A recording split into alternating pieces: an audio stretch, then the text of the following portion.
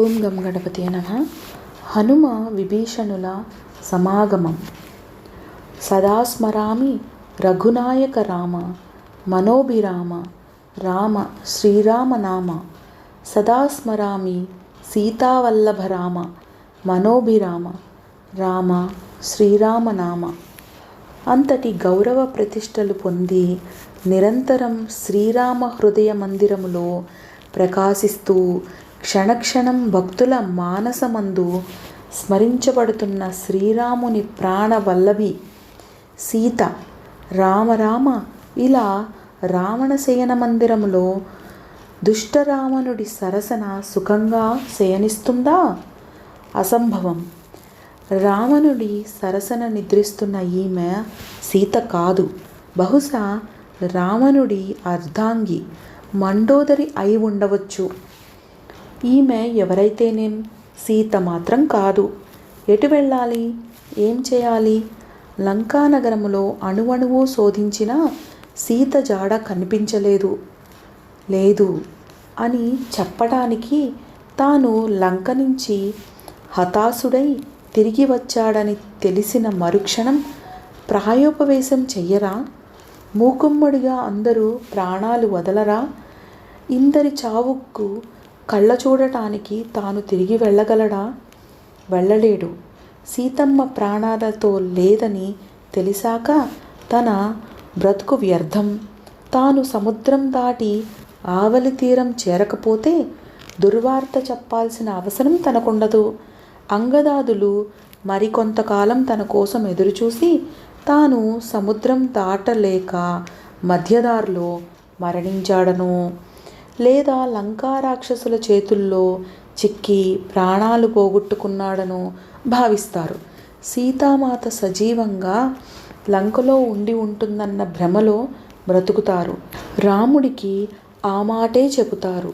రాముడు కూడా గత్యంతరం లేక సీతావియోగ దుఃఖంతో జీవోత్సవంలా కాలం గడుపుతాడు. అంతే. ఇలా ఇంతమంది ప్రాణాలు కాపాడాలంటే తాను తిరుగు ప్రయాణం చేయకూడదు. అయితే తానేం చేయాలి? శత్రురాజ్యంలో నిరర్ధకమైన బతుకు కంటే ప్రాణం వదలడమే ఉత్తమం. ఆత్మహత్య మహాపాపమే. సీత లేదన్న ఒక్క మాట చెప్పి అందరి ప్రాణాలు తీసిన ఘోర పాపం ముందు ఈ ఆత్మహత్యా పాపం అల్పం స్వల్పం. దృఢ నిశ్చయానికి వచ్చాడు హనుమ. చేతులెత్తి శ్రీరాముడిని కడసారి ప్రార్థిస్తూ రామ, సీతామాత లేదు అన్న మాట నా నోటితో చెప్పలేక, అశుభవార్త వినిపించడం ఇష్టం లేక, నీకు ఇష్టం లేని ఈ దుస్సాహసానికి ఒడిగడుతున్నాను. రామ, నన్ను క్షమించు అని తన వాలాన్ని తన కంఠం చుట్టూ చుట్టి బిగించుకోపోయాడు. సరిగ్గా ఆ క్షణంలో శ్రీరామ రామ రామేతి రమే రామే మనోరమే సహస్రనామ తత్తుల్యం రామనామ వరానని అన్న నామస్మరణం వినిపించింది. హనుమ ఉలిక్కిపడ్డాడు. ఏమిటి విచిత్రం?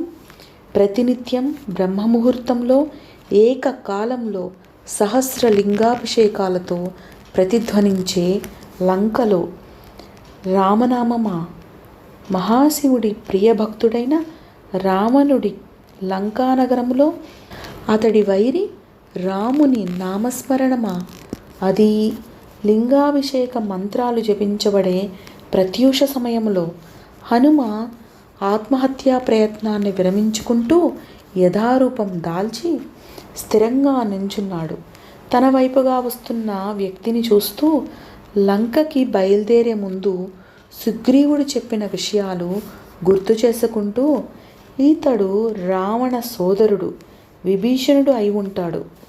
సాత్వికుడు అయిన విభీషణుడొక్కడే లంకలో తనకి సహాయం చేయగలవాడని సుగ్రీవుడు చెప్పాడు కదా. నేను శిలాప్రతిమలా కనిపించి ఈ విభీషణుడి ద్వారా సీత జాడ తెలుసుకుని ప్రయత్నం చేస్తాను. రామనామం జపిస్తున్న ఇతని ద్వారా సీత విషయం బయటపడే వీలుంది అనుకుంటూ శిలా విగ్రహంలా నిలబడిపోయాడు హనుమ. రామనామం జపించుకుంటూ వస్తున్న విభీషణుడు ఆ ఉద్యాన ప్రాంతంలో హఠాత్తుగా కనిపించిన హనుమని గాంచి దిగ్భ్రాంతుడవుతూ, ఏమిటి వింత, రాత్రి లేని ఈ వానర శిలా విగ్రహం ఇప్పుడు ఇక్కడికెలా వచ్చింది, ఇదేదో మాయలా ఉందే అంటూ, ఈ తెల్లవారుజామున మా సహోదరి త్రిజటకి వచ్చిన స్వప్నం నిజంగానుందా?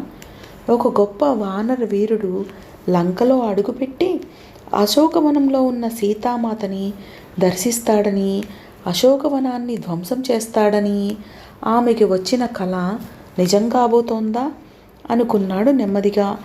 అశోకవనంలో సజీవంగా ఉన్నదా సీత అనుకుంటూ చప్పున అదృశ్యమైపోయాడు హనుమ.